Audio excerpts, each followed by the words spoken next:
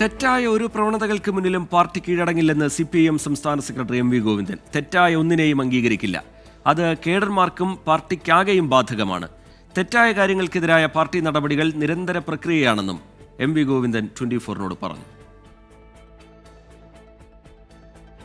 മുതലാളിത്ത സമൂഹത്തിൽ പ്രവർത്തിക്കുന്നത് കൊണ്ടാണ് തെറ്റായ പ്രവണതകൾ പാർട്ടിക്കകത്തേക്ക് കടന്നുകൂടുന്നതെന്നാണ് MV ഗോവിന്ദന്റെ നിരീക്ഷണം. പണത്തോടുള്ള ആർത്തിയും പണമുണ്ടാക്കാനായി പാർട്ടിയിലേക്ക് കടന്നു വരുന്നതും പോലുള്ള പ്രവണതകൾ അങ്ങനെയാണ് സംഭവിക്കുന്നത്. എന്നാൽ അതിനോടൊന്നും ഒരു വിട്ടുവീഴ്ചയുമില്ല. തെറ്റായ ഒരു പ്രവണതക്കും ഈ പാർട്ടി കീഴടങ്ങില്ല. എല്ലാ തെറ്റായ പ്രവണതകളെയും തിരുത്തിക്കൊണ്ട് മാത്രമേ മുന്നോട്ടേക്ക് പോകാൻ സാധിക്കുകയുള്ളൂ. അത് പാർട്ടിക്കാകെ ബാധകമാണ്, കേഡർമാർക്കും ബാധകമാണ്.